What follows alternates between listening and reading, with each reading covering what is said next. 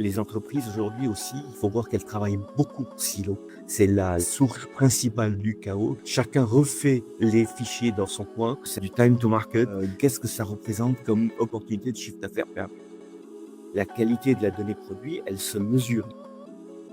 L'IA, elle va permettre de faciliter, d'accélérer. C'est un adjoint, c'est pas un remplaçant. Quels sont au final les fondements d'une bonne gouvernance des données produits? Par quoi il faut commencer selon toi? C'est une question de culture. Ça se décrète pas. Bienvenue dans Fab Info, le podcast qui décrypte les enjeux de la donnée produit dans l'industrie.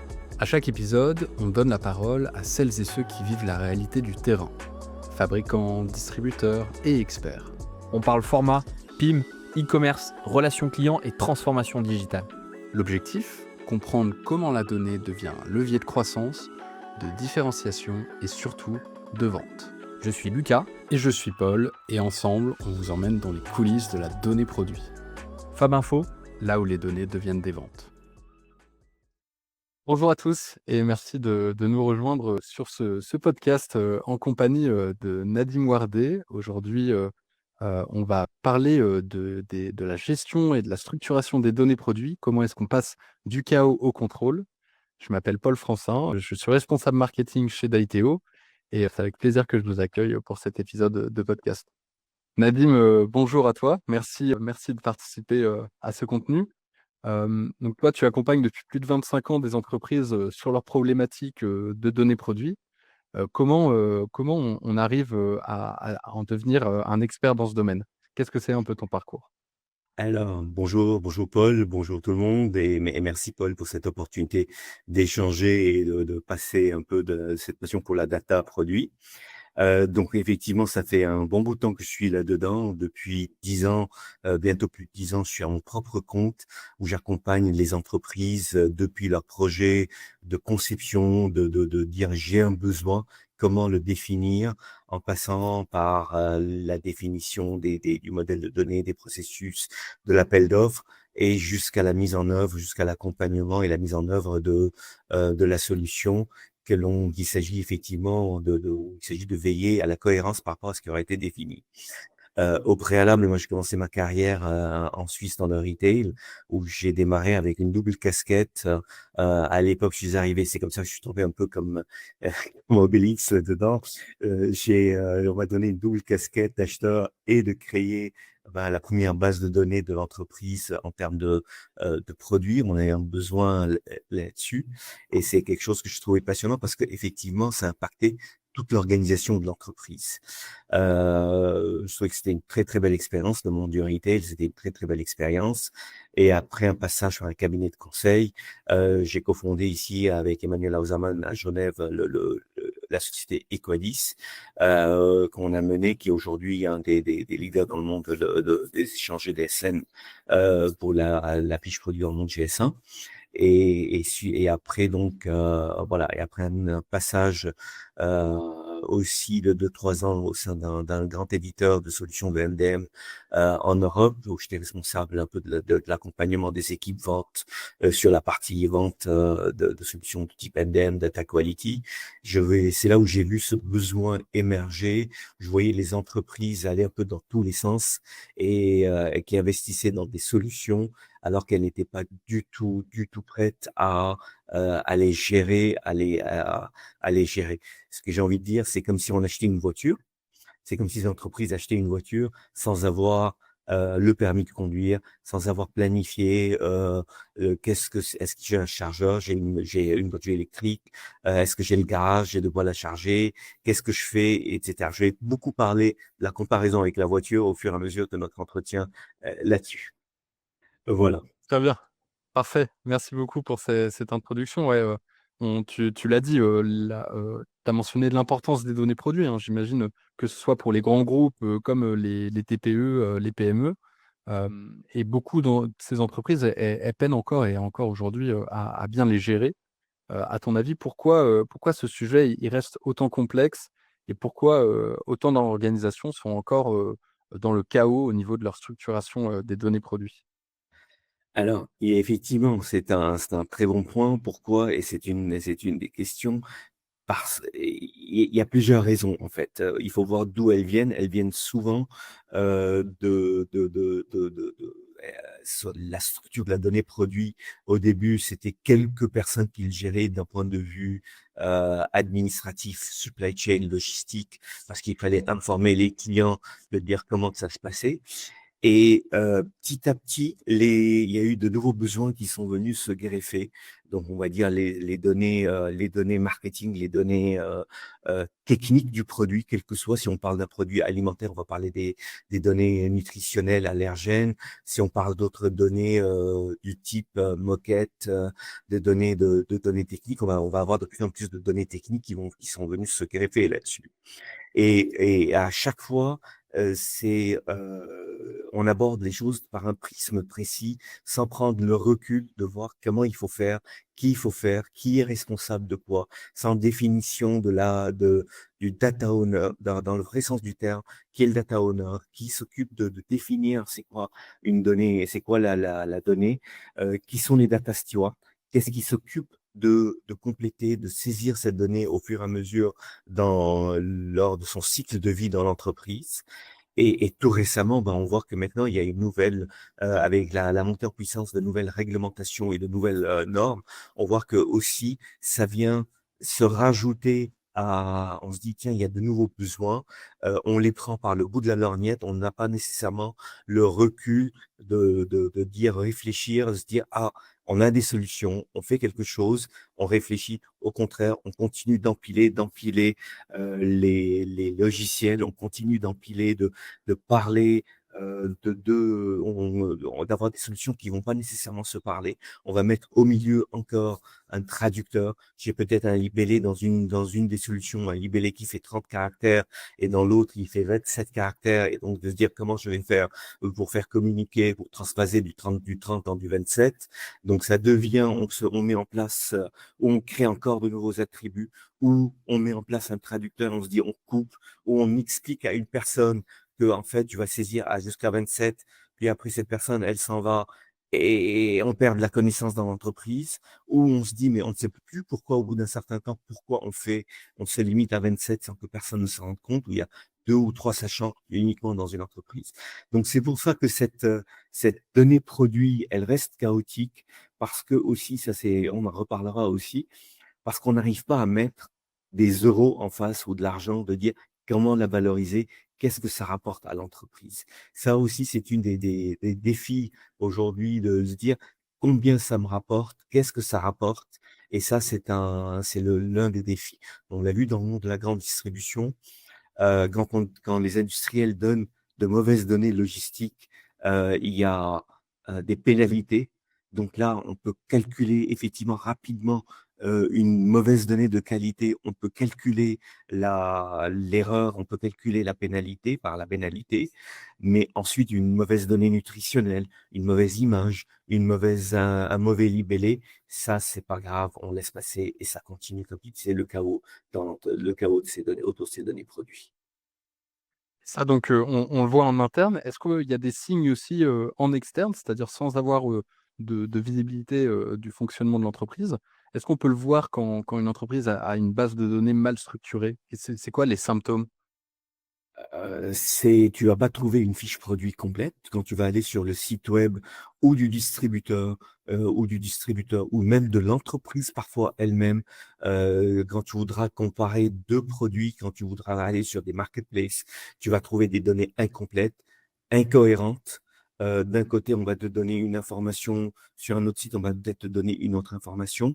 Tu vas pas trouver de photos ou de manuels d'information où la photo n'est plus à jour. Tu dis, mais on me montre une version du produit, et on me dit, cette photo n'est pas contractuelle. Ça veut dire comment je vais m'engager, moi, aujourd'hui, en sachant que la donnée digitale, le web, au sens large du terme, est devenu le premier point de contact entre une marque et un consommateur.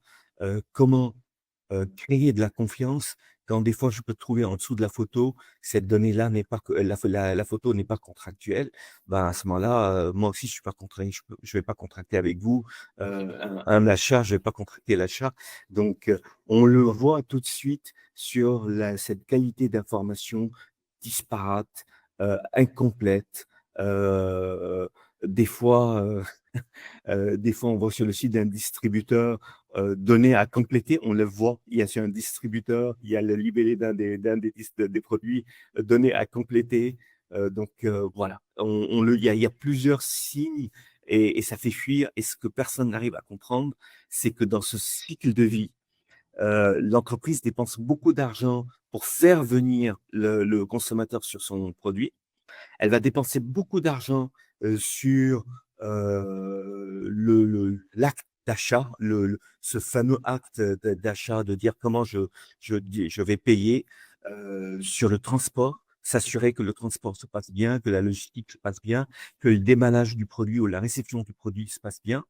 Mais il y a ce trou noir qui est entre le moment où je fais venir le client, où je sollicite, je crée le besoin, où je crée comment dire, de l'awareness chez le client. Et le moment où il passe, où il vient sur mon site web, il y a un trou, il y a une zone grise, on ne sait pas qu'est-ce qui se passe, j'ai pas de bonnes données et je m'en vais et je vais voir ailleurs qu'est-ce qui se passe. Et là, une entreprise doit être capable de mesurer le retour sur investissement de telle campagne publicitaire en se disant, est-ce qu'on a eu vraiment un bon taux de conversion à cause de ça? Et ça, personne n'arrive à les entreprises n'arrivent pas à le mesurer. Et comment ça se fait donc si ça un impact business aussi fort, que, les jeunes générations vont baser, leur achat sur, bah, voilà, est-ce que, j'ai les réponses à mes questions, sur ce produit? Est-ce qu'il répond, techniquement à mes attentes en termes de dimension ou en termes de compatibilité avec, mes autres produits que je possède déjà? Comment ça se fait que les directions des entreprises, elles aient pas, conscience de ce retard, de ce manque? Elles n'ont pas conscience parce que on n'arrive pas à mettre, quand on réfléchit données produits, on ne met pas nécessairement des euros en face. Quand je dis des euros, on ne met pas, il y a des cas d'usage. Il peut y avoir des fois au sein de l'entreprise elle-même, sans aller jusqu'à l'extérieur, mais déjà au sein de l'entreprise, combien de temps j'ai des processus qui font que je mets 3 jours, une semaine, un mois pour diffuser une donnée de produit, pour diffuser un nouveau produit sur un site web ou chez un client. C'est déjà énorme aujourd'hui de se dire, il me faut un mois à partir du moment où le produit a été validé, a été créé et créé dans SAP, il me faut jusqu'à un mois pour fournir les informations là-dessus. Donc là, il y a les entreprises, elles ne mesurent pas nécessairement ça, elles n'ont pas nécessairement conscience du time to market et de dire, ah ben, on ne peut pas le mesurer. Si, on peut le mesurer parce qu'il y a des opportunités. Je veux dire, ils savent très bien faire comment dire, des plans de lancement. Ils ont des objectifs de chiffre d'affaires. On peut estimer que chaque jour de retard, qu'est-ce que ça représente comme opportunité de chiffre d'affaires perdu. Il y a un deuxième cas qui est la partie efficience aussi. C'est quoi l'efficience? C'est-à-dire quand on voit aussi le nombre de solutions. Les entreprises aujourd'hui aussi, il faut voir qu'elles travaillent beaucoup en silo. Ça, c'est la source principale du chaos parce que chacun travaille en silo, chacun refait les fichiers dans son coin, beaucoup de silotage au niveau de la donnée. Ça fait que chacun travaille les entreprises ne mesurent pas cette efficience en disant combien de fois je ressaisis la même donnée, combien de fois, combien de mails j'échange, combien de fichiers Excel, combien d'applications des fois qui ne communiquent pas, qui ne communiquent pas entre elles. Il y a combien d'applications dans l'entreprise pour gérer la même donnée. On reprend mon exemple la différence de libellé. Il y a aussi, donc ça c'est un autre cas d'usage, un troisième cas d'usage. Il y a un autre cas d'usage aussi, c'est la partie réglementaire. Aujourd'hui, on voit que sur la partie réglementaire, il y a de plus en plus de, de, de, de, de- ça prend de plus en plus d'importance. J'entends des entreprises qui disent que pour elles, c'est plus compliqué parfois à cause de tout ce qu'on vient de dire, du silotage, du nombre d'applications, de tout ce que cela implique comme change, de toute cette partie difficile de passer par ce goulet du change. Elles préfèrent parfois payer des pénalités elles préfèrent parfois payer des taxes en plus que de se poser la question de se dire: «Est-ce que je suis vraiment conforme à la partie réglementaire?» Alors, ça arrive, c'est en train de prendre de plus en plus d'ampleur parce qu'à un moment donné aussi, il va y avoir le jugement du marché qui va prendre des décisions à leur place, qui va leur dire: «Est-ce que votre produit est conforme? Est-ce que votre produit il est dans la norme?» Et là, il va falloir fournir des preuves tangibles, fermes et tangibles sur la conformité réglementaire des produits. Donc tous ces éléments-là font qu'à un moment donné, on a moyen de l'expliquer aux entreprises, on a le moyen de l'expliquer à des directions, et ça prend plus de temps que prévu parce que souvent, les entreprises, elles se disent: «Ben, ça fonctionne», et je vais le dire encore beaucoup plus crûment, des fois, les entreprises, elles se disent: «Bah, je vends, ça se passe bien, j'arrive à produire, j'arrive à vendre, je n'ai pas c'est pas grave si on continue comme aujourd'hui, ce sont des coûts cachés. Tout ce que je représente sont des coûts cachés dans l'entreprise. On n'en a pas conscience tant qu'on n'arrive pas à les ressortir, et là, il faut des experts pour comprendre comment ça ressort. Tant qu'on n'arrive pas à les ressortir et les mettre face à une direction et les calculer pratiquement parlant, c'est difficile effectivement de faire prendre conscience à une entreprise de l'enjeu de la donnée produit, et comment rendre les équipes plus efficientes et plus opérationnellement, et qu'il y a plus que ça, c'est que en dégageant, en arrêtant de saisir à 2, 3, 4 fois la même donnée, les entreprises aujourd'hui peuvent faire les personnes dans les entreprises peuvent faire du travail à plus de valeur ajoutée, à plus, qui rapporte plus de travail d'analyse et de valeur ajoutée bien plus intéressant que ce que de saisir X fois le même cheating ou le même libellé dans multiples systèmes et fichiers Excel. Complètement et surtout que ces équipes-là, elles se paralysent entre elles parce qu'elles vont, demander des informations, l'achat demande au marketing des informations, qui va les chercher, qui va mentionner un autre département et ainsi de suite et ça c'est un temps fou, qui est bloqué, pour ces recherches-là et le fait, ouais, tu l'as dit, de juste retaper de la donnée dans des fichiers Excel, gérer ces données sur Excel, bah, ça entraîne, forcément, on perd le fichier ou alors il a été modifié entre-temps. On ne sait plus exactement quel est le bon fichier, Exact exactement, quelle est la bonne version, en sachant qu'est-ce qui se passe, mais en fait, c'est et il y a un coût que personne n'arrive encore à chiffrer, on l'avait estimé, ça avait été, vu, c'est le stress que génère la mauvaise donnée. Parce que ce que tu viens de décrire, je demande à mon collègue, je suis au marketing, je demande au collègue, à la personne collègue aux achats, mais cette personne aux achats, elle est soit en vacances, soit elle n'est pas disponible, soit c'est le vendredi. Qu'est-ce qui se passe? Je lui dis: «Mais mince, comment je fais pour récupérer cette donnée-là?» Et ça génère du stress. Combien de personnes à travers mes différents mandats me disent: «Ben, je pars, j'ai, je pars avec, plus de poids, plus de soucis que quand j'arrive le matin au travail parce que je n'ai pas toutes les réponses», et sur des sujets comme la data, hein, c'est pas si simple que c'est pas si exotique sur un sujet aussi simple que la data, parce que je suis pas arrivé à joindre mes collègues, ils sont en vacances, ils sont pas disponibles, ils sont en réunion, ils sont en séminaire, et donc je n'ai pas la donnée. Ou il y a des personnes qui se disent: «Je vais arriver aussi au travail». Ils arrivent, je l'ai entendu, avec la boule au ventre en disant: «C'est quoi le problème aujourd'hui que va me fournir la donnée produit authentique?» Que dans un mandat, chez un client, en discutant dans cette phase de cadrage, d'audit, la personne disait: «Ben, je vais au boulot avec une boule au ventre en me disant: "Qu'est-ce que je vais avoir comme problème au niveau data?"»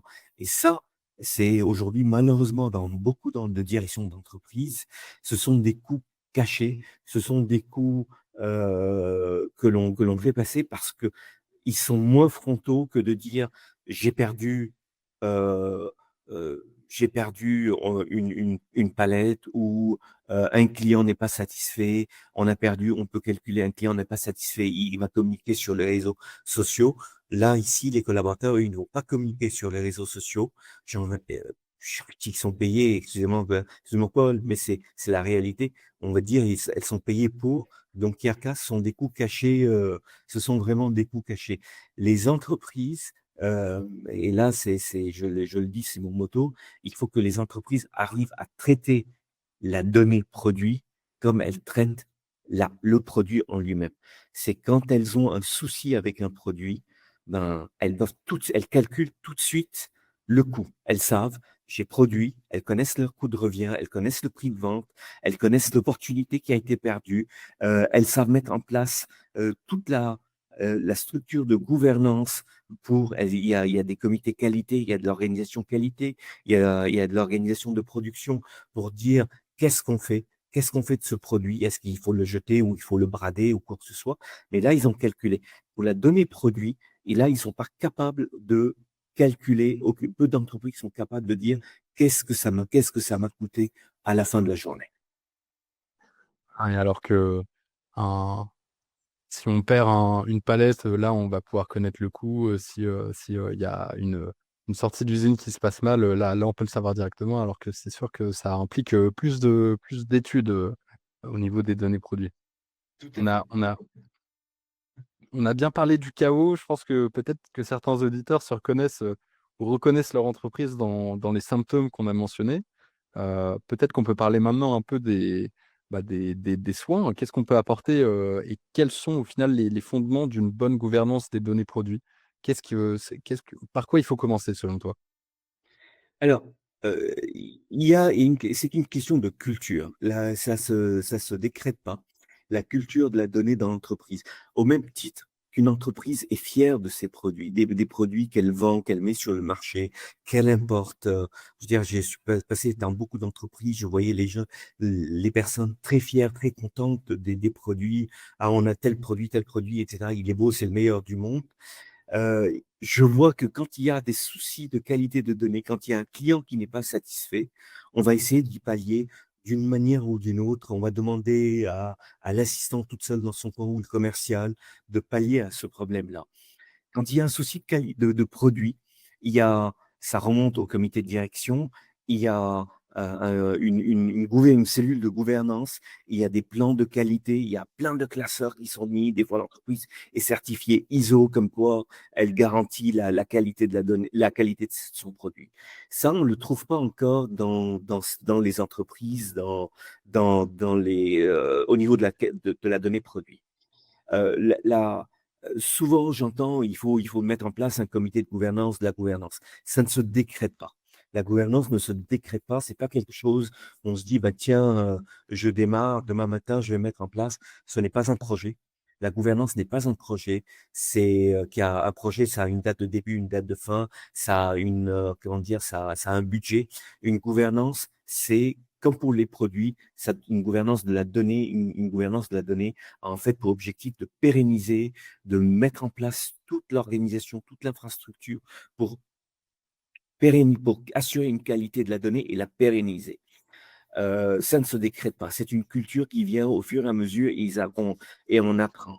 Et l'un des premiers, comment démarrer ça, c'est prendre petit à petit, tacler c'est tacler un problème de qualité. C'est se dire, ah ben tiens, j'ai un problème de qualité de données. C'est de définir qui est déjà, petit à petit, monter en puissance, qui est le data owner, qui est le data steward, qui est en charge. Est-ce que j'ai une définition de la donnée? Est-ce qu'on est d'accord? Est-ce qu'on parle le même langage? Est-ce que cet attribut a la même signification entre moi, mon fournisseur de données et mon client à moi, mon client de données, celui qui consomme la donnée, moi je suis au milieu. Est-ce qu'on a la même vision, on a la même signification de cette donnée-là? Donc la bonne pratique, et tout dépend, et il y a pas, comment dire, il n'y a pas une pratique qu'on peut venir instaurer comme ça. Il y a des cultures d'entreprise. Un distributeur, une entreprise de distribution ne peut pas avoir la même culture qu'une entreprise industrielle. Et en fonction des tailles de l'entreprise, on a peut-être des organisations qui peuvent être parfois plus complexes. Donc, il est extrêmement important de s'adapter à la culture, au contexte de l'entreprise. On va pas mettre en place une organisation de gouvernance de la donnée de A à Z, euh, comme on peut en trouver par exemple dans une banque multinationale qui est présente sur plusieurs marchés, qui est présente sur plusieurs marchés. Donc il y a une question de gouvernance. La gouvernance, ça ne se, pour moi, c'est cette bonne pratique, c'est de prendre une qualité de la donnée, l'estimer, dire qu'est-ce que ça me coûte et petit à petit de définir petit à petit ces 3-4 éléments que sont qui est le data owner, qui est le data steward, quel est le cycle de vie de cette donnée-là, quel est le cycle de vie de cette donnée-là, qui en est, d'où ça vient, et mettre en place des solutions. Une des solutions aussi souvent qu'on néglige, donc on a parlé un peu de mettre en place ce dictionnaire, de mettre en place une définition et sémantique. Est-ce qu'on parle de la même chose de part et d'autre? Et là aussi, il n'y a pas besoin d'investir dans des outils, dans des outils d'un écrit, un premier fichier, une première éducation par un fichier Excel dans lequel on va recenser l'ensemble des attributs descriptifs d'une fiche produit ferait tout aussi l'affaire, ferait tout aussi bien l'affaire. Et là-dessus, effectivement, il y a un propriétaire de ce fichier. Ça peut être quelqu'un qui est en charge un master data. L'autre élément aussi dans les bonnes pratiques de cette mise en place de la gouvernance, c'est de définir des processus. Qu'est-ce qui déclenche? C'est quoi le cycle de vie? Comment voyage? Moi, j'utilise souvent le terme de voyage de la donnée au sein de l'entreprise. Une donnée, elle voyage. Il y a quelqu'un qui la crée, il y a quelqu'un qui la consomme. Entre les deux, il y a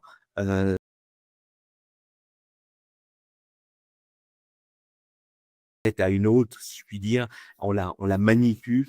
Donc effectivement, il y a tout cet aspect des éléments et se dire à un moment donné, définir les processus dans l'entreprise, ce qui permet de définir les responsabilités, les data stewards et de définir aussi éventuellement des data owners là-dessus. C'est démarrer par ces petites choses et petit à petit, l'entreprise va évoluer. Petit à petit, on inculque, pardon, cet esprit, cette culture de la data dans l'entreprise et qui permet à ce moment-là de commencer à répondre à tacler des problèmes de qualité, Mettre en place des indicateurs aussi, les diffuser, comme on trouve dans les entreprises, dans les usines, les indicateurs. Aujourd'hui, il y a eu 0 accident de travail, on a produit 10% de plus, on a produit 2000 boîtes de conserve ou je ne sais quoi, etc. Mettre en place des indicateurs de qualité. La qualité de la donnée produit, elle se mesure. Il y a 7 critères, il y a son unicité, sa disponibilité, sa cohérence, etc. On peut les mettre en place, on peut les mesurer. Il y a des fois c'est des taux, des fois c'est des valeurs absolues. On peut tout à fait les mettre en place, les mesurer et les diffuser petit à petit au sein de l'entreprise, voire là-dessus. Et en mettant en place ça petit à petit aussi, qu'est-ce qui ressort? C'est qu'on voit qu'il y a des solutions qui sont redondantes. On commence à économiser, on souscrit moins, on baisse le prix des souscriptions. Je vais donner l'exemple pour la photo parce qu'on parle de la donnée produit. Et une donnée produit, il faut être clair aussi, ce n'est pas que des données structurées, mais c'est aussi des données non structurées. C'est des images, des certificats, des photos, des vidéos, etc. Et en mettant en place, en l'ayant mis en place chez un industriel, il avait ses filiales qui avaient par exemple ouvert des WeTransfer, des Dropbox, qui avaient ouvert des abonnements. Ça a permis de les éliminer en mettant cette centralisation, structurant une organisation autour de la gestion centralisée des actifs, des assets. Ça a permis d'éliminer tous euh, ces solutions pirates. Et pourquoi j'ai dit solutions pirates? Parce que quand je suis arrivé sur le mandat, chez le client, il me dit, ah non, non, nous, on n'a qu'une solution, on est extrêmement corporate, tout doit passer par, il y avait le nom d'un programme, tout doit passer là-dedans. Et en fait, et quand on commence à creuser comme partout, les gens avaient des WeTransfer, des Dropbox, des ceci, qui étaient ouverts à tout vent, tout le monde venait se servir là-dedans, etc. Il n'y avait aucun contrôle. Donc, en mettant en place ça, on a mis en place la gouvernance, on a mis en place la structure, la structuration. Là, effectivement, ça a ramené petit à petit les gens et donc ça a répondu à une vraie et ça a nettement amélioré le taux de satisfaction des collaborateurs, baisser le stress avec la manipulation de la donnée aussi. C'est super intéressant et tu as mentionné, plusieurs postes clés, le data owner, le data steward et puis il y a évidemment, il y en a plein d'autres, hein, le data product manager, le responsable, customer experience manager, qu'est-ce que tu retrouves, hem, comme personnalité similaire ou comme, caractéristique chez ces personnes peut-être pour les dirigeants qui nous écoutent et qui souhaitent recruter, qui souhaitent avoir quelqu'un comme ça dans leur équipe qui fait le lien entre les dirigeants qui vont essayer de pousser une culture donnée-produit pour l'infuser dans les équipes. Voilà, ces personnes qui font le lien entre les différents départements. Qu'est-ce que ces personnes, elles doivent avoir comme caractéristiques? Elles doivent avoir un peu être multifacettes. C'est-à-dire, il faut pas, c'était elles doivent avoir comme caractéristique de s'intéresser au métier. Qu'est-ce que fait l'entreprise? C'est pas un problème.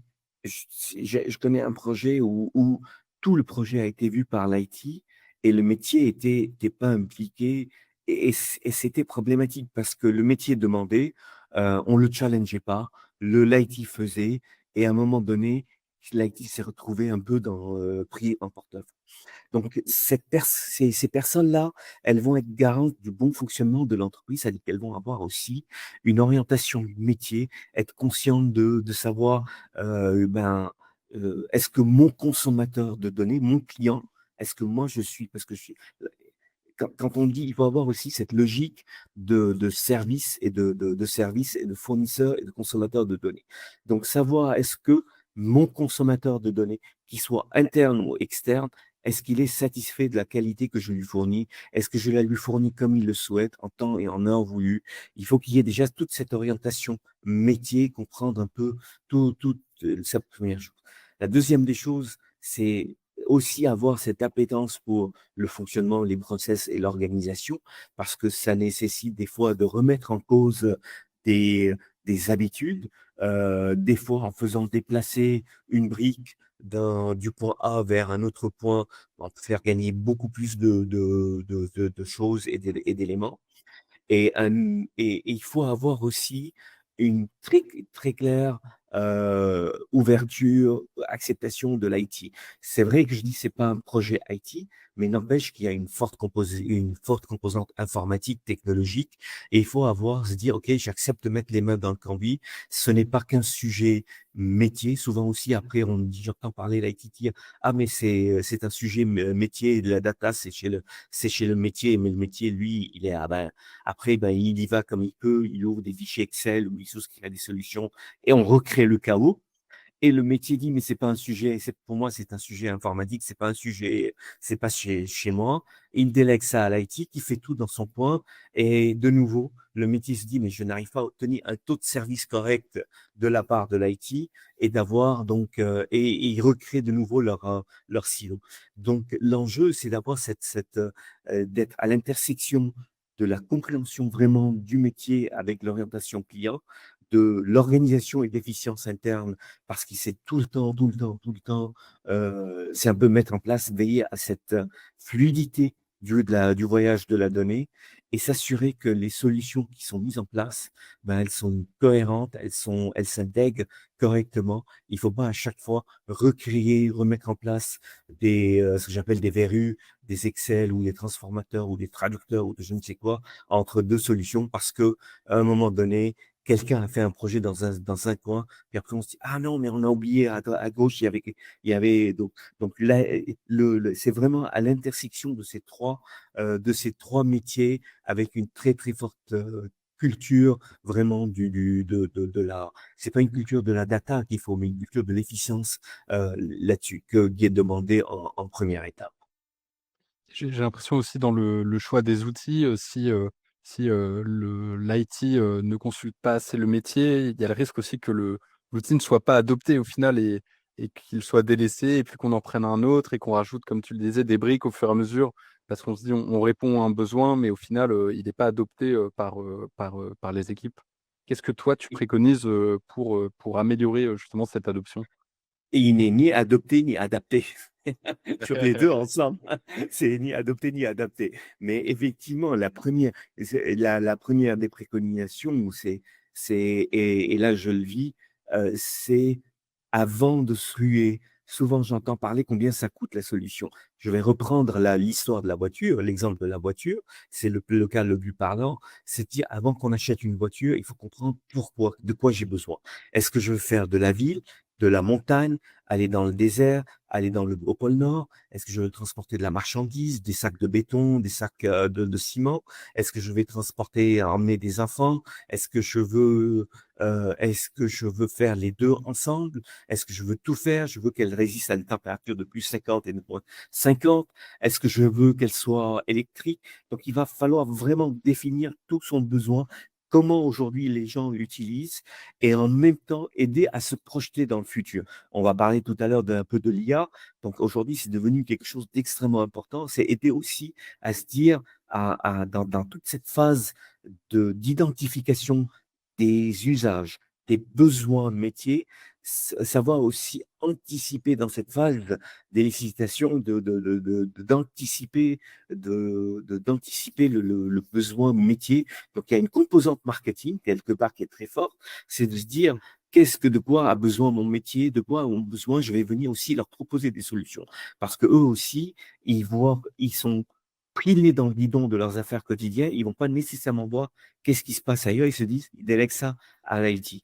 Et c'est pour ça que le rôle de cette personne-là, c'est d'être ouverte, d'anticiper, de faire cette veille technologique, de bien cadrer le besoin avant toute chose, de bien cadrer le besoin, de bien définir son processus et son modèle de données, ses process et ses modèles de données, parce que souvent, après, c'est quelque part, je ne veux pas dire que c'est trop tard, mais quand la solution a été souscrite, le projet est lancé, on veut aller très vite, on se dit, on voit ça après, on voit ça après, on voit ça après, autant voir dès le départ qu'est-ce qu'il y a, essayer de faire au maximum à périmètre ISO ou d'apporter du changement, d'apporter des petits changements qui sont évidents, flagrants, de la vraie valeur ajoutée au métier, et ensuite de dire, ben, quelle est la meilleure solution qui répond, qui couvre. Après, il y a des choix qui sont faits. Ça peut être un choix de prix, un choix budgétaire, ou de dire, ben, peut-être il faut deux solutions, comme on dit en anglais, one size fits all.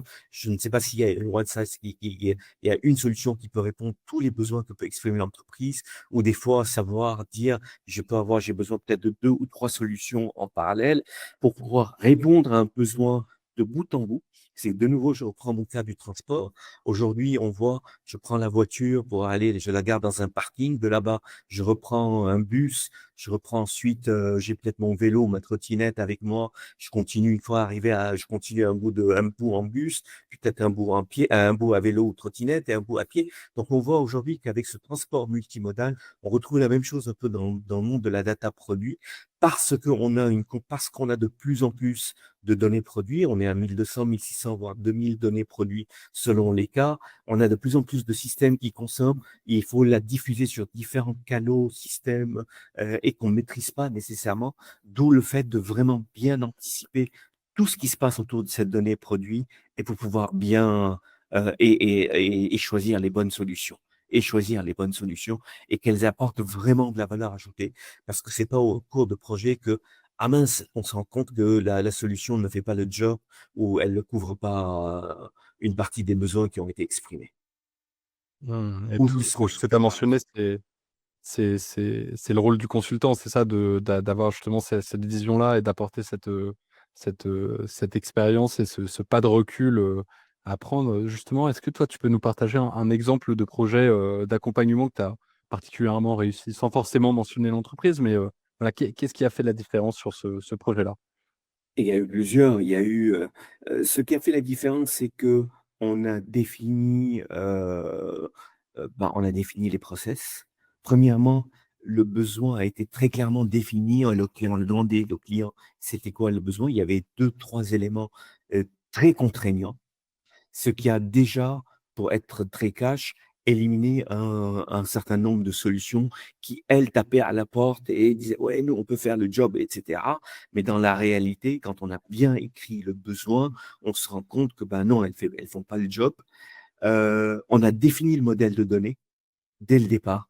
Et ça, quand on a démarré le projet, on l'a donné à l'éditeur, on a dit voilà le modèle de données, voilà comment il faut regrouper les attributs, parce qu'on avait déjà travaillé un peu sur ces notions de data owner, de data, là. On avait travaillé sur les process, qui fait quoi, d'où vient la donnée, qui en est responsable, même s'il y a même s'il y a une multiplicité de flux entre les solutions pour qu'elles communiquent entre elles, c'est pas grave. L'important, c'est qu'on le sache, on le sait, on l'a anticipé dès le départ et ça a été bien identifié. Euh, et on avait identifié aussi les problématiques. Alors ça, souvent, après, dans ce qui fait un bon projet, c'est dès le départ s'assurer de la reprise, de la qualité de la donnée. Parce que aussi, quand on discute, quand on démarre avec une entreprise, ma qualité, elle est excellente. On peut revenir au début de l'interview en disant les gens parce que aussi, pour tout le monde, la qualité de la donnée, elle est bonne. Ça, c'est aussi une des raisons parce que personne, en fait, je vais le dire, tu posais tout à l'heure la question, pourquoi c'est le chaos? Parce que aussi, quand je disais la qualité de la donnée se mesure, personne ne mesure. Or, ce qui ne se mesure pas ne s'améliore pas. Et tant que tu mets pas en place d'indicateurs.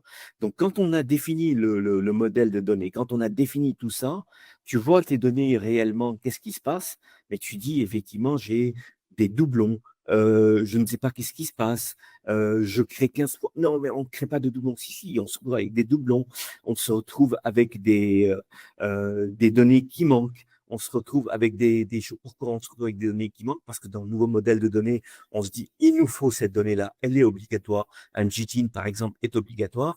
Puis on se rend compte que dans la solution source, la donnée n'était pas obligatoire. Donc, qu'est-ce qu'on fait? Donc, tout cet aspect pour ne pas gripper la machine, il y a deux solutions. Soit on dit, on part tel qu'on est aujourd'hui avec ce qu'on a, ou on essaye de mettre en place quelques actions limitées parce qu'il ne s'agit pas de refaire un projet dans le projet. Et pourquoi je dis ça?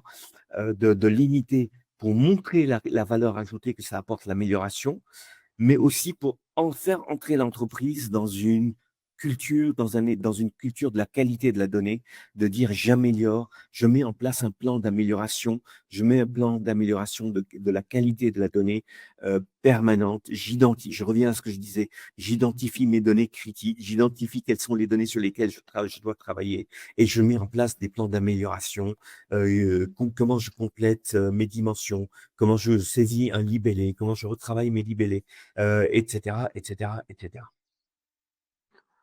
Bon, c'est super intéressant, et justement, comment tu as vu, cette gestion des données produits évoluer au fil du temps? Est-ce que tu as vu que, voilà, les dirigeants en prennent conscience, les équipes, peut-être les nouveaux collaborateurs, viennent aussi avec un peu, apporter cette culture-là de: «Non mais c'est pas normal que nos fiches produits, elles soient vides et que nos clients, doivent nous envoyer des mails pour avoir des informations». Comment tu as vu cette évolution au fur et à mesure du temps? Alors, ça continue malheureusement. En fait, il y a une chose qui est importante aujourd'hui au niveau de, c'est pour ça quand je parlais tout à l'heure au niveau collaborateur, la data et les collaborateurs, c'est un élément qu'on néglige aussi.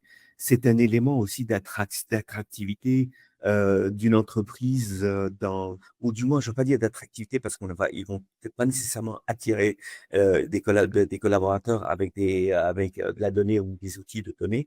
Par contre, quand le collaborateur ou la personne se retrouve dans l'entreprise, elle se retrouve à saisir des fichiers Excel ou elle se retrouve avec des solutions, avec des interfaces qui datent du 19e siècle, que j'ai tendance à dire des Mmh. fois, ou quoi que ce soit. Là aussi, aujourd'hui, face à des personnes qui sont habituées à des téléphones mobiles, à des interfaces, ou que personne, quand on voit, aujourd'hui, on a appris à personne comment utiliser un Gmail, comment utiliser les réseaux sociaux, comment utiliser des téléphones mobiles, comment faire un achat sur Amazon ou quoi que ce soit. Donc, il y a beaucoup d'intuitivité et aujourd'hui, de plus en plus, les personnes attendent cet aspect d'intuitivité. Et pour dire un petit mot, moi, quand je gère des appels d'offres, l'ergonomie des interfaces est un critère est un critère très important de choix. Pourquoi? Parce que plus c'est intuitif, moins l'entreprise va dépenser du temps à de la formation et effort d'explication, et plus la personne, l'employé, et s'appropriera plus facilement la solution en tant que telle. Donc ça, ce sont des choses. Alors effectivement, ensuite, l'évolution, ben, il y a de plus en plus de demandes. Malheureusement, je vais dire d'une autre façon, il n'y a pas de solution miracle. C'est que euh, et les nouvelles personnes qui arrivent dans l'entreprise, elles doivent répondre à de nouvelles demandes. On l'a vu, moi, je veux dire, quand j'ai démarré là, avec les colis en 2000, on gérait 30, 50 fiches, 50 données pour les produits de grande consommation. Aujourd'hui, on est à plus de 800 données pour gérer, pour décrire une unité consommateur qu'on achète dans un magasin. Il y a les données emballage, il y a des données et ça continue. Voilà, c'est comme ça. C'est une évolution. Elle est bonne, elle est mauvaise, c'est pas le sujet. Mais l'enjeu, c'est de se dire à un moment donné, comment répondre ces collaborateurs, c'est de créer de nouvelles solutions où ils vont souscrire à de nouvelles solutions. Donc, on crée encore plus de complications et on recrée le chaos parce que il y a de nouvelles choses. Ces personnes-là, elles disent, mais il me faut une solution moderne, quelque chose ou autre que du Excel. Et c'est reparti pour un tour de chaos, de data chaos dans les entreprises. Donc, malheureusement, les entreprises ne prennent pas le point. Et là, je suis chez un client, on ne prend pas le temps de tacler, de vraiment d'aborder les points, de respirer un petit coup, de dire, OK, je prends des choses, je mets en place de l'IA, j'ai un certain nombre de milliers de produits qui ne sont pas catégorisés, j'ai une mauvaise image, j'ai ceci, j'ai cela.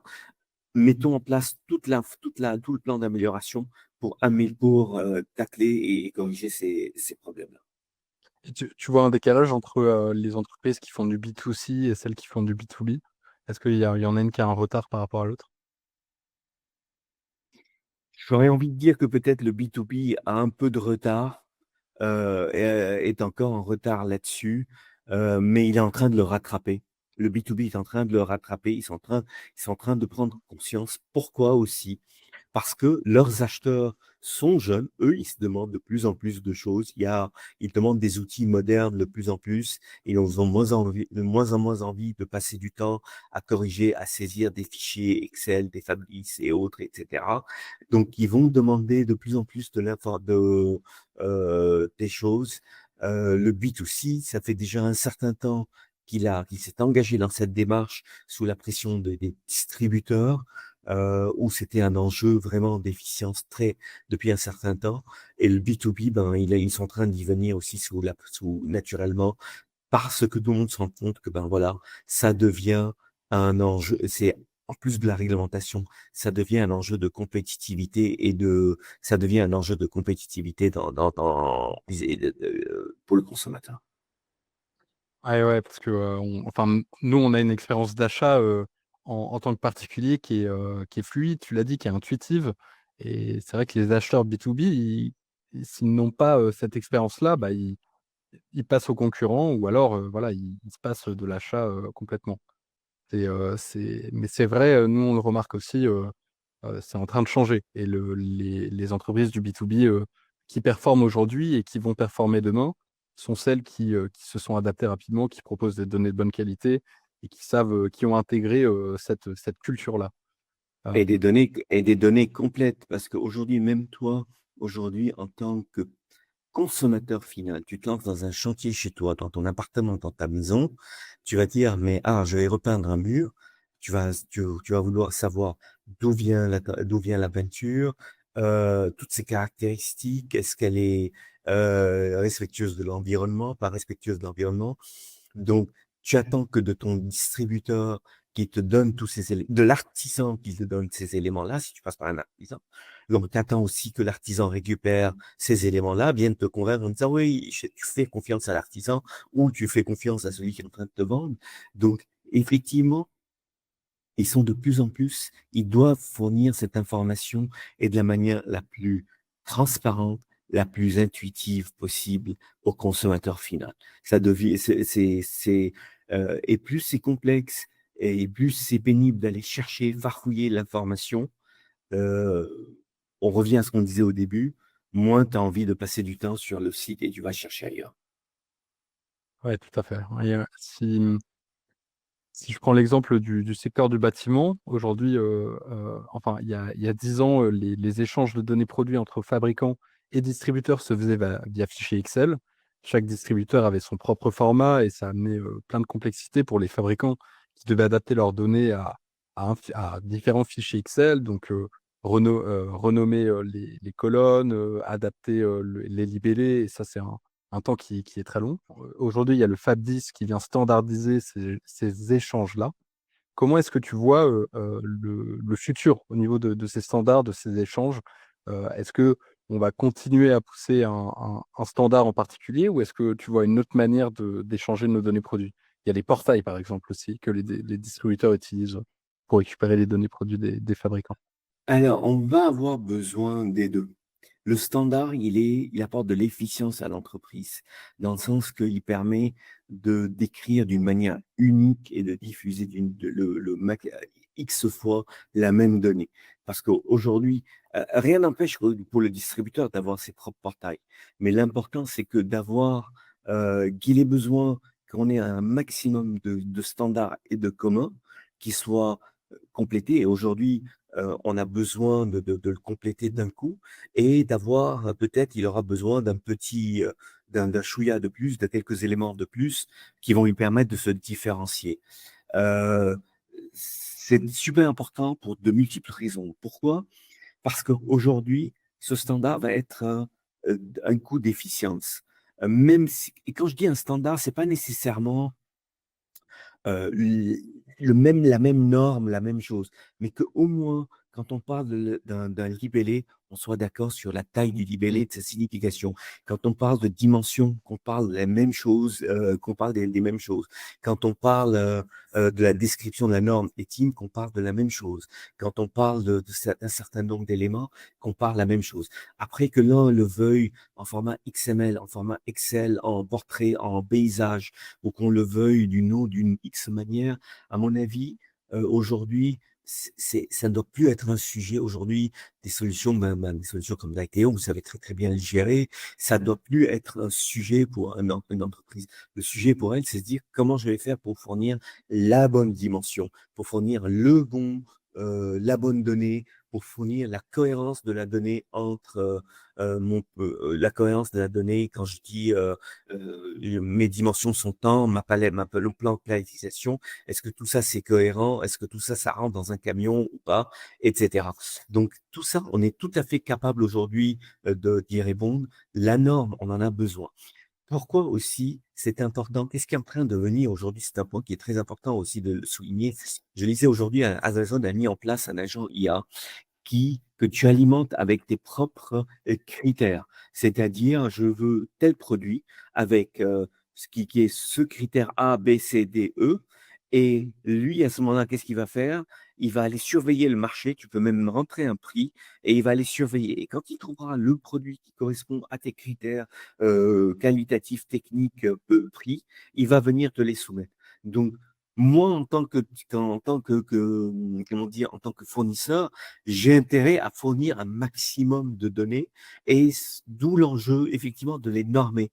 Parce que il n'y a rien de plus horrible d'avoir demain une couleur, par exemple, d'écrire une couleur, de l'avoir décrite dans de multiples, un blanc, de me dire, je dois retrouver du blanc beige, je dois écrire blanc cassé, blanc neige, blanc ceci, blanc cela. Un blanc, ça doit être simple à décrire et permettre à un industriel, un consommateur de se retrouver autour de ce critère sans plus se poser de questions. Justement, est-ce que l'IA, elle va pas simplifier ce travail de standardisation? Et on n'aura plus besoin, juste, peu importe mon langage, si mes données sont au moins, enfin, que j'utilise le même langage, en tout cas, que j'écris pas pays d'origine, Royaume-Uni et Angleterre, mais que j'utilise bien le même terme. Mais que si mon distributeur me demande Angleterre, et ben, l'IA peut faire le transfert Royaume-Uni vers Angleterre. Est-ce que ça va pas justement être ça le rôle de l'IA? Alors, l'IA, elle, si, entre autres, mais effectivement, c'est pas. Moi, je pense que le rôle de l'IA, c'est pas. On va plus tellement parler d'IA, mais je pense d'agents d'IA qui vont effectivement petit à petit interpréter les données et il s'agit qu'elles les interprètent correctement. Parce que je n'attends pas non plus de l'IA qu'elle interprète, si j'écris RU, ah bah c'est du Royaume-Uni. Ça veut dire qu'à un moment donné, il y a ou qu'il faille qu'elle aille analyser d'autres éléments. Moi, ce que j'attends demain de mon agent IA à titre personnel, parce que je m'attends demain, je me dis demain, ben, le futur, c'est peut-être 5, 10 ans, on aura chacun notre propre agent IA. C'est pas qu'on aura des agents IA, des agents IA. Ce que j'attends de lui, c'est que effectivement, un maximum de normalisation, parce que sans données correctes, l'IA, elle servira, ces agents ne pourront pas travailler correctement. Au même titre qu'aujourd'hui, si je rentre un numéro de téléphone qui est incorrect, je pourrais pas joindre mon correspondant.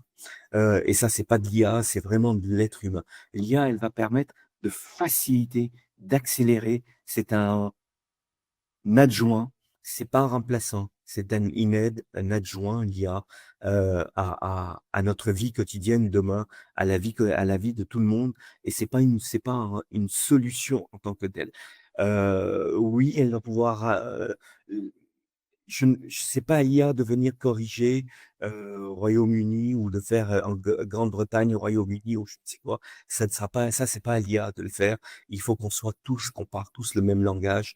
L'IA, une fois qu'elle aura compris ça, qu'on parle tous le même langage, et là, je vais lui dire, trouve-moi le meilleur produit dans le monde entier. Et là, elle va pouvoir me le dire, m'assurer que dans tel pays, je trouvais le meilleur produit qui corresponde à ces critères. Quand tu as parlé de blanc, bah, c'est ce blanc-là. Éventuellement, elle m'en rajoutera, c'est un type de blanc cassé, blanc neige ou je ne sais quoi. Mais globalement, elle va me donner elle va m'aider à trouver le bon produit là-dessus.